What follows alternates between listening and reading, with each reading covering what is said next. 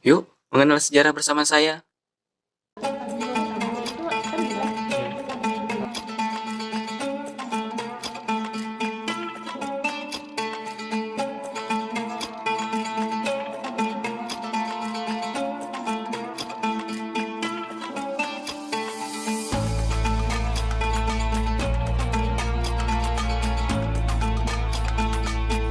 Assalamualaikum saudaraku. Hari ini, saya ingin pergi ke Keraton Gunung Tabur. Sebelumnya, apakah kalian tahu Keraton Gunung Tabur berasal dari daerah mana? Ya, Keraton Gunung Tabur berlokasi di Kabupaten Berau, Kalimantan Timur. Tepatnya di Kecamatan Gunung Tabur di Jalan Kuran. Keraton ini berada di pinggir Sungai Segah. Jika kalian sedang berada di Berau, boleh nih jalan-jalan ke Keraton Gunung Tabur. Di sana, kalian akan tahu bagaimana sejarah Berau itu terbentuk. Untuk menuju ke Keraton Gunung Tabur, kalian hanya membutuhkan waktu 10 menit dengan menggunakan sepeda motor. Sama halnya juga dengan menggunakan mobil, hanya membutuhkan waktu 10 menit.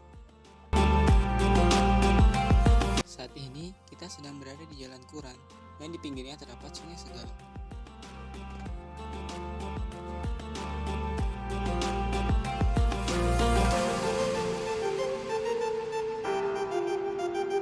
Ya, bismillahirrahmanirrahim. Ya, inilah Keraton Gunung Tabur.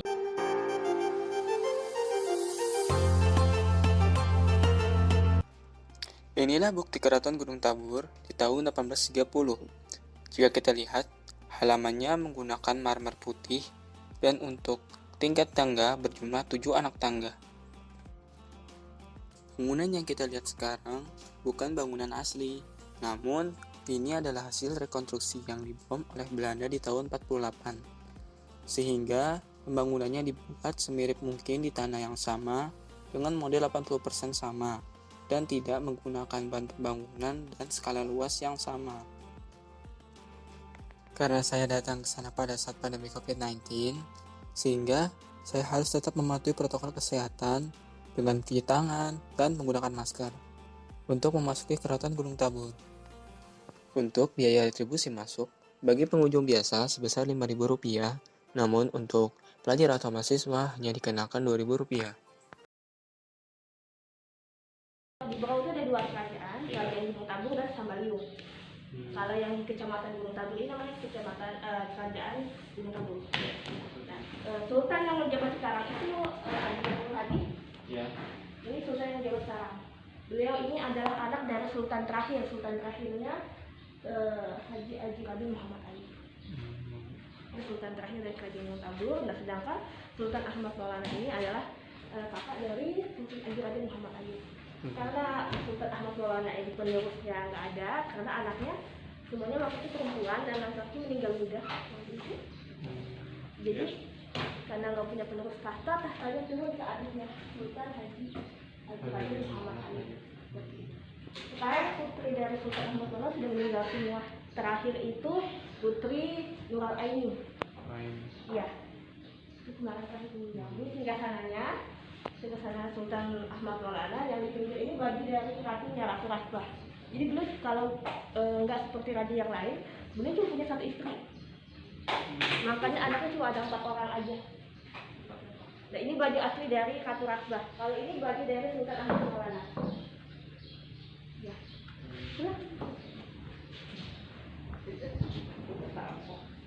Nah, ini bajunya, ini masih asli, sama seperti yang di lukisan, sama seperti yang dipakai sama istri beliau.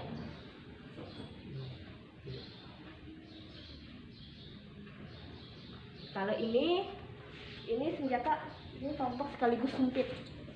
Jadi pemakaiannya itu kalau musuhnya jauh dan sempit, kalau dekat juga kalau ini tempat racunnya, tempat untuk menyimpan peluru sama racunnya.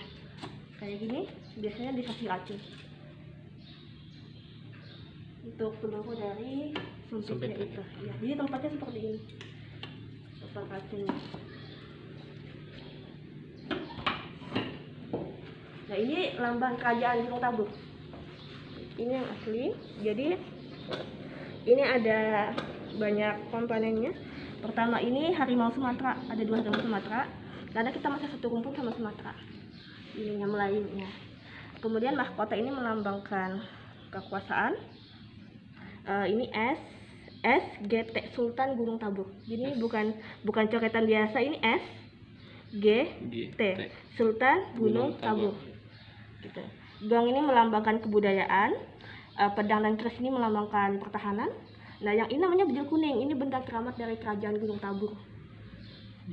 Benda keramat, tapi nggak ditaruh di museum gitu, nanti di kediaman dari Putri, almarhum Putri. Jadi nggak ada di museum sini.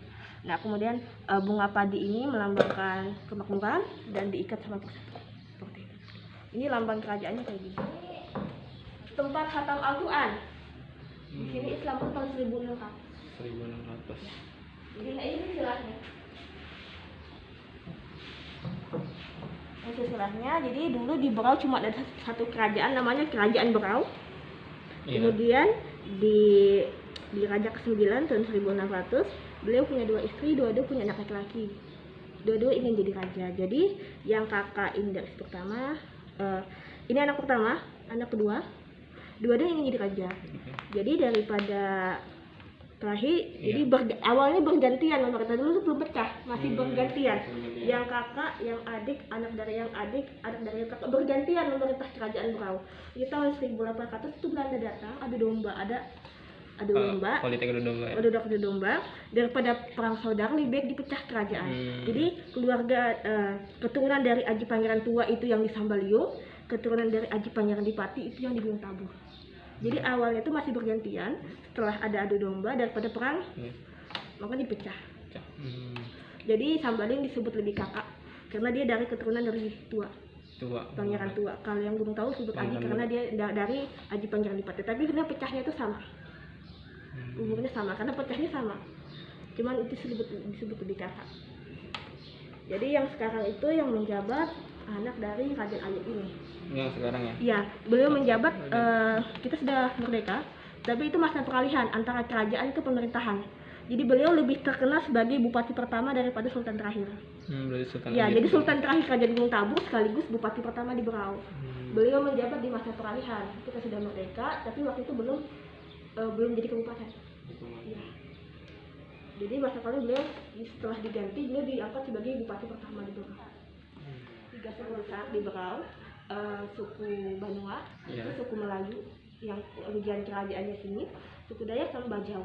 Itu ada 3. Tapi itu masing-masing punya wilayah populasi sendiri. Kalau Melayu itu kebanyakan yang di sini, yang anggota kerajaan itu bagian Melayu, suku Banua. Kalau Dayak itu di pedalaman, sedangkan suku Bajau itu banyak di pesisir. Jadi masing-masing ada ininya, ada lokasinya. Jadi kerajaan Berau dulu itu raja pertamanya itu Adi Dipatung. Ya, itu nama kecilnya. Sedangkan nama sultan nama kerajaannya ini nama resminya Badit Dipatung. Aji Surya Natakusuma, itu nama resminya sebagai sultan, sebagai raja, waktu itu masih raja. Jadi Badit Dipatung itu nama kecilnya. Jadi menurut legenda beliau itu ditemukan di dalam bambu. Jadi nggak ketahuan orang tuanya siapa. Jadi ditemukan dalam bambu. Jadi Badit Dipatung itu bambu yang besar. Badit itu pecah. Jadi ditemukan dalam bambu yang terpecah. Itu Badit Dipatung. Makanya itu dari arti namanya. Beliau menjabat sebagai raja pertama dari kerajaan Berau.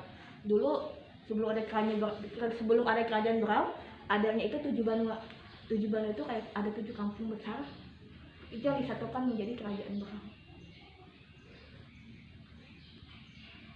7 kampung besar itu yang dijadikan sebagai kerajaan Berau dan dipimpin oleh Badit Dipatung. Mbak, untuk nama sendiri Gunung Tabur itu maknanya maksudnya apa? Gunung Tabur itu sendiri ada itu dari Gunung Tabur itu kan gunung, dulu ada satu gunung. Kenapa jadi sekarang didatakan? Karena dia tabur itu tererosi, jadi terkikis, jadi dataran. Gunung Tabur itu maksudnya kayak terkikis, tererosi seperti itu. Gunung Tabur. Untuk kegiatan-kegiatan yang masih ada sampai sekarang di Keraton ini? Kegiatan Sekarang sudah nggak ada kegiatan kerajaan lagi sih. Sudah tidak ada ya. Sudah nggak ada, kecuali palingan itu pas hari jadi ada lomba menurunkan lomba perahu, lomba perahu panjang. Nah itu yang nanti ada upacaranya untuk menurunkan perahu. Nah ini tempat melahirkan, namanya sudimbar. Jadi dibikin lereng ini katanya supaya darah kotornya cepat keluar. Ini buah paung janggi, buah anggi kalau kata orang bilang. Jadi kalau misalnya ada putri atau ratu susah melahirkan, dikasih air dalamnya, ditunggu sebentar terus diminumkan. Katanya supaya persalinannya lancar. Jadi tapi sekarang buahnya sudah nggak ada lagi. Di sini percaya bulan Safar itu hawanya panas. Bulan Safar hawanya panas. Jadi kalau bayi yang lahir bulan Safar, biasanya wataknya tuh keras hati, emosian, keinginannya harus dituruti, hawanya itu panas, hawa sifatnya itu panas. Jadi supaya seimbang ditimbang sama buah. Dan buah itu yang banyak mengandung air. Katanya supaya menyeimbangkan hawa panas dari bayinya itu. Nah ini Marian Pijitan namanya. Ini ada ceritanya. Jadi katanya itu yang bikin namanya si petani. Petani ini ketemu meriam Belanda yang patah, terus disambung ulang. Nah disambungnya itu pakai tangan. Jadi ini dipanas, meriam yang terpotong ini di sini dipanaskan terus disambung ulang, dan itu pakai tangan karena beliau itu tahan panas tangannya. Jadi disambung, makanya sampai ini semua ada tester tangannya kayak gini. Kalau ini pelaminan. Ya, di sini kan gelar bangsawannya Aji. Kalau dia sesama bangsawan menikah, dia ataknya dia tangan dua. Kalau satu bangsawan, satunya orang biasa, ataknya satu, tangannya satu. Jadi ada aturan pemakaiannya. Harapan saya sebenarnya kalau di Berau sendiri untuk pelajarnya itu agak kurangnya. Pelajarnya agak kurang, kecuali yang dari luar daerah yang kesini. Kalau dari Berau sendiri itu agak kurang, bahkan SMP, SMA itu jarang, malah TK, SD yang sering kesini. Saya harap ya, semoga mungkin dimasukkan kurikulum budi pekerti atau masukin kurikulum, pokoknya dimasukin kurikulum untuk sejarah Berau sendiri, jadi supaya banyak